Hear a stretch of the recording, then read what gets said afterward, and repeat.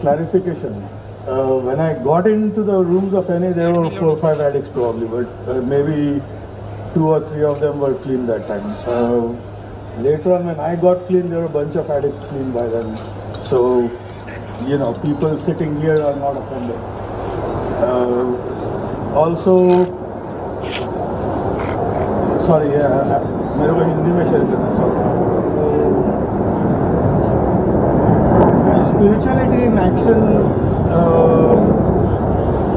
ये टॉपिक काफ़ी ज़बरदस्त है और इस पर 15 मिनट तो पूरे नहीं पड़ते, शायद 15 दिन लगेंगे, लेकिन मैं कोशिश करूँगा कि 10-12 मिनट में इसको उड़ा दूँ.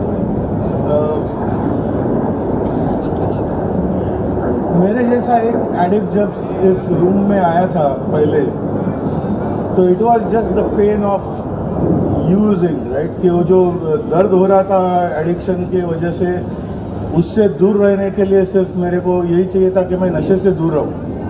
और नशे से दूर रह के क्या होगा मेरा, ये मेरे को पता नहीं था कि किस किस्म की जिंदगी जीने मिलेगी या आगे जाके क्या करूंगा, ये कोई कुछ पता नहीं था. वो हालत इतनी बुरी हो चुकी थी कि सिर्फ यार नशा छोड़ना है बस, क्योंकि 1750 कोशिशें हो चुकी थी, सब तरह के ट्रीटमेंट, जादू टोना, झाड़ू मारा, बाबा ने सब किया, वो सारा नशा छूटे नहीं, उससे परेशानी थी. तो ये रूम में आया तो मैंने कभी सोचा नहीं था स्पिरिचुअलिटी वगैरह के बारे में कुछ भी. मेरा सिर्फ एक ही उद्देश्य था कि भाई नशा छोड़ूं और आगे का फिर आगे देखा जाएगा. वो दर्द क्या बोलते हैं, जो घिनौनापन महसूस हो रहा था और जो दर्द हो रहा था, उससे छुटकारा चाहिए बस. लेकिन इस रूम में आने के बाद यू नो वो जैसे बोलते हैं,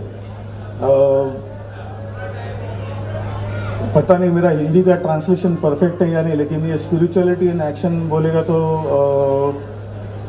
आध्यात्मिकता पे अमल करना या ऐसा कुछ होगा हिंदी में, राइट. तो वो चालू तब से हुआ जब से मैंने सरेंडर किया, राइट. यहाँ आके जब मैंने सरेंडर किया और बोला कि मेरा बैंड बज गया है और मेरे को एक कोई दूसरे किस्म की नई जिंदगी जीनी है, और उसमें जब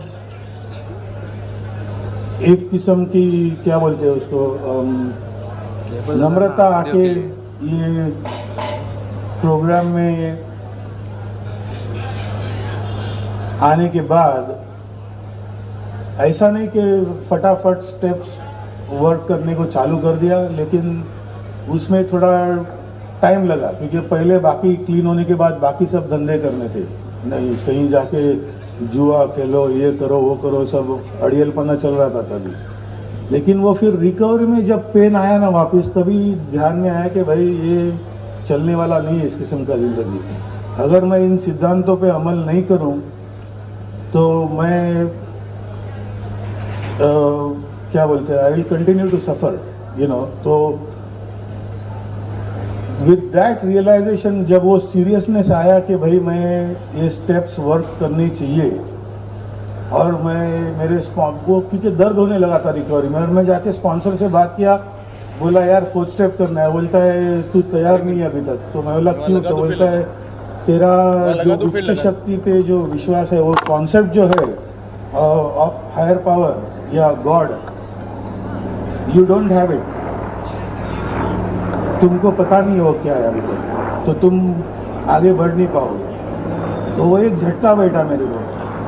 तो उस दरमियान मतलब मेरे को ये चीज़ पता चली, क्योंकि वो टाइम पे ज़्यादा लिटरेचर भी नहीं था, लेकिन वो 91 के आसपास काफ़ी लिटरेचर आया, और यू नो जब वो आया तब से मेरे रिकवरी में भी काफ़ी फ़र्क पड़ा, क्योंकि 1750 पैम्फलेट, ना बेसिक टेक्स्ट, ना सर्विस गाइड, ना ये वो सब दुनियादारी का सामान आके, तो वो सब पढ़ने लगा मैं. और उसके बाद असल में मेरे रिकवरी में चेंज आया. मेरा 4th स्टेप मैं 3 साल होने के बाद किया मेरा क्लीन टाइम.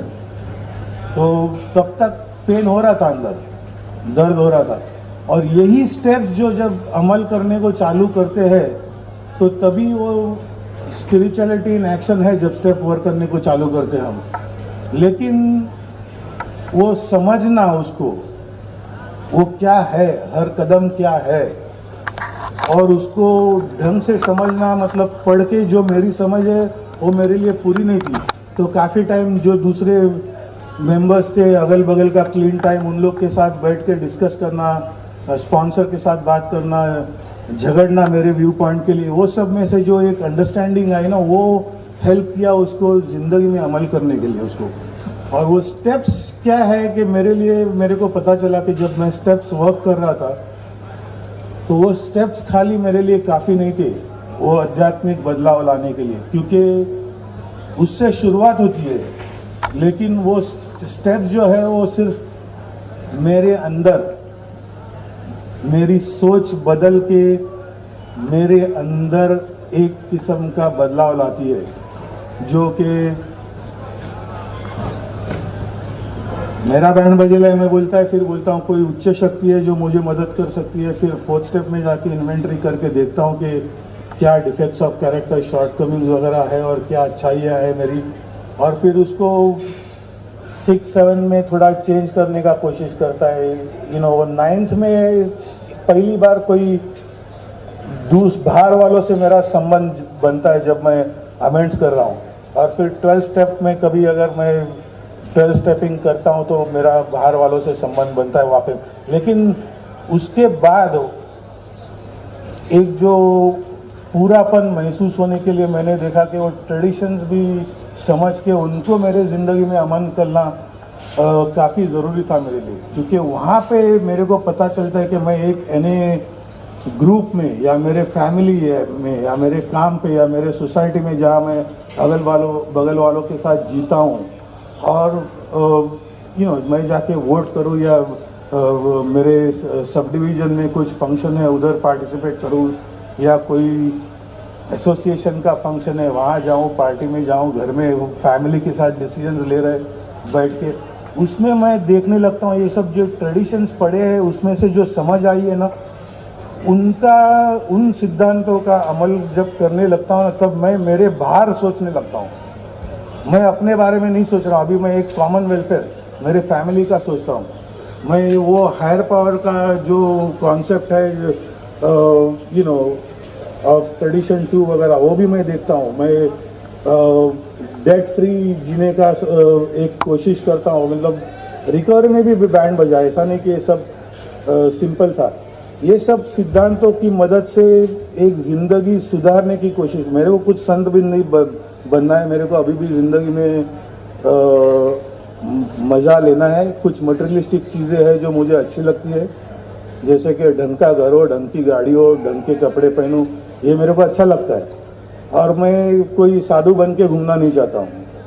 लेकिन वो जो मेरे अंदर परिवर्तन लाना चाहता हूँ जिससे कि एक रीजनेबल इंसान बन के जीऊँ सोसाइटी में, मेरे घर में, वो कोशिश मेरी जारी है इन सिद्धांतों को पे अमल करके जीने के लिए।